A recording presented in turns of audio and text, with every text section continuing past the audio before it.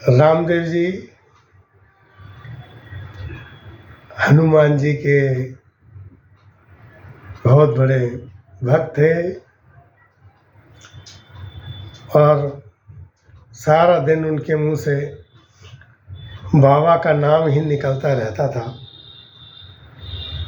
और उनके मन में हर वक्त चलता था, नासे रोग हरे सब पीरा, जपत निरंतर हनुमत बीरा। शनिवार मंगलवार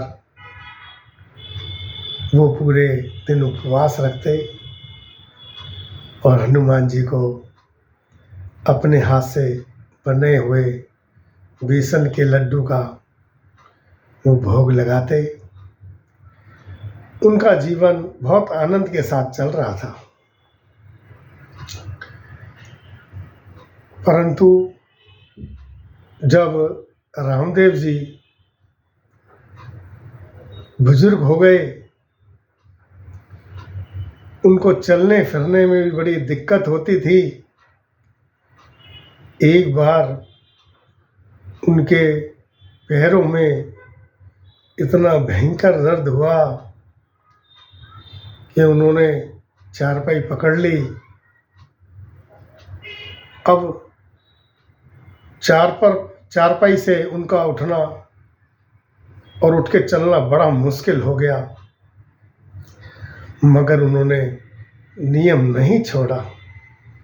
चारपाई पे लेटे लेटे ही बाबा को याद करते और उनका जो मन में जाप चलता वो चलता ही रहता था।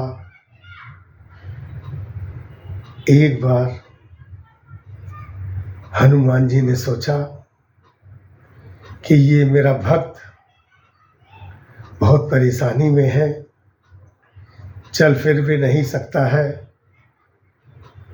उधर रामदेव की हालत इतनी बिगड़ी कि बिस्तर में ही वो उसका लैट्रिन बाथरूम होने लगा। यह देखकर हनुमान जी ने एक युवक का भेष बनाया और रामदेव की सेवा करने के लिए उसके घर में आ गए। रामदेव ने जब पूछा आप कौन हो, तो युवक ने कहा कि मैं साथ में ही आगे रहता हूँ, आपकी सेवा करने आया हूँ। मगर रामदेव ने बाबा को तुरंत पहचान लिया। बोले बाबा,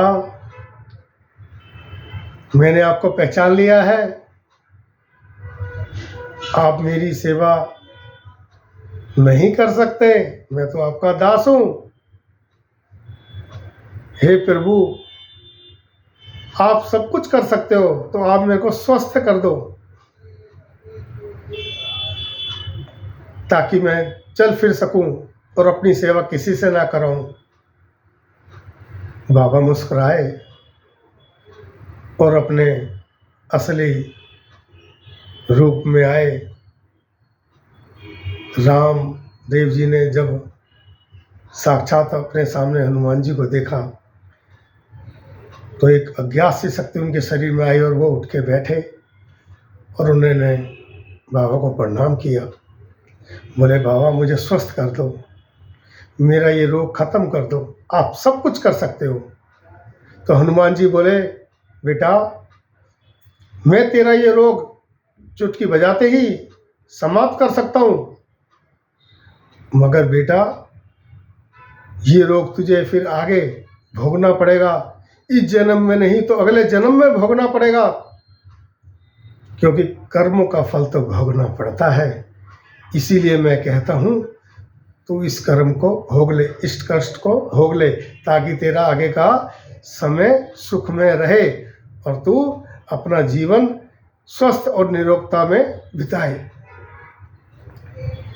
रामदेव की समझ में सारी बात आ जाती है और वो धीरे धीरे स्वस्थ होने लगता है और एक दिन पूर्ण रूप से स्वस्थ होके वो दोबारा से भगवान हनुमान जी के मंदिर जाना शुरू कर देता है और पूर्ण रूप से हनुमान जी को समर्पित होके उनकी सेवा करता है और लोगों को भी बाबा की महिमा के बारे में बताता है और उनको भी बाबा की सेवा करने के लिए कहता है।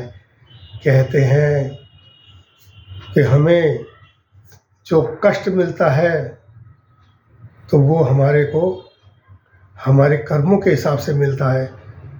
शायद वो पिछले जन्म का कर्म होता है जो हमें भोगना होता है, तो हमें उस कष्ट को हंसते हुए काटना चाहिए ताकि हमारा आगे का आने वाला समय अच्छा रहे, आनंद में रहे और हमारा जीवन सुख में बन सके।